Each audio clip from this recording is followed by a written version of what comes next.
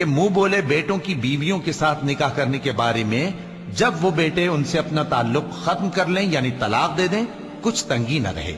اور اللہ کا حکم واقع ہو کر رہنے والا تھا۔ پیغمبر پر اس کام میں کچھ تنگی نہیں جو اللہ نے ان کے لیے مقرر کر دیا، اور جو لوگ پہلے گزر چکے ہیں ان میں بھی اللہ کا یہی دستور رہا ہے، اور اللہ کا حکم ٹھہر چکا تھا، یعنی ان پیغمبروں میں جو اللہ کے پیغام جوں کہ توں پہنچاتے اور اس سے ڈرتے اور اللہ کے سوا کسی سے نہیں ڈرتے تھے، اور اللہ ہی حساب کرنے کو کافی ہے۔ محمد صلی اللہ علیہ وآلہ وسلم تمہارے مردوں میں سے کسی کے والد نہیں ہیں، لیکن اللہ کے پیغمبر اور نبیوں کی مہر یعنی سلسلہ نبوت کو ختم کر دینے والے ہیں، اور اللہ ہر چیز سے واقف ہے۔ اے اہل ایمان، اللہ کا بہت بہت ذکر کیا کرو اور صبح و شام اس کی پاکی بیان کرتے رہو، وہی تو ہے جو تم پر رحمت بھیجتا ہے اور اس کے فرشتے بھی، تاکہ تم کو اندھیروں سے نکال کر روشنی کی طرف لے جائے، اور اللہ مومنوں پر مہربان ہے۔ جس روز وہ اس سے ملیں گے تو ان کا تحفہ اللہ کی طرف سے سلام ہوگا، اور اس نے ان کے لیے عمدہ ثواب تیار کر رکھا ہے۔ اے پیغمبر، ہم نے تم کو گواہی دینے والا اور خوشخبری سنانے والا اور خبردار کرنے والا بنا کر بھیجا ہے، اور اللہ کی طرف اسی کے حکم سے بلانے والا اور چراغ روشن۔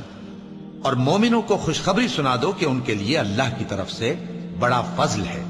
اور کافروں اور منافقوں کا کہا نہ ماننا اور نہ ان کے تکلیف دینے پر نظر کرنا، اور اللہ پر بھروسہ رکھنا، اور اللہ ہی کارساز کافی ہے۔ مومنوں، جب تم مومن عورتوں سے نکاح کر کے ان کو ہاتھ لگانے یعنی ان کے پاس جانے سے پہلے طلاق دے دو تو تم کو کچھ حق نہیں کہ ان سے عدت پوری کراؤ، بس ان کو کچھ فائدہ یعنی خرچ دے دو اور ان کو اچھی طرح سے رخصت کر دو۔ اے پیغمبر صلی اللہ علیہ وآلہ وسلم، ہم نے تمہارے لیے تمہاری بیویاں جن کو تم نے ان کے مہر دے دیے ہیں حلال کر دی ہیں، اور تمہاری باندیاں جو اللہ نے تم کو کفار سے بطور مال غنیمت دلوائی ہیں، اور تمہارے چچا کی بیٹیاں اور تمہاری پھوپھیوں کی بیٹیاں اور تمہارے ماموں کی بیٹیاں اور تمہاری خالاؤں کی بیٹیاں جو تمہارے ساتھ وطن چھوڑ کر آئی ہیں، سب حلال ہیں۔ اور کوئی مومن عورت اگر اپنے آپ کو پیغمبر صلی اللہ علیہ وآلہ وسلم کے حوالے کر دے یعنی مہر کے بغیر نکاح میں آنا چاہے، بشرطے کہ پیغمبر صلی اللہ علیہ وآلہ وسلم بھی اس سے نکاح کرنا چاہیں، وہ بھی حلال ہے۔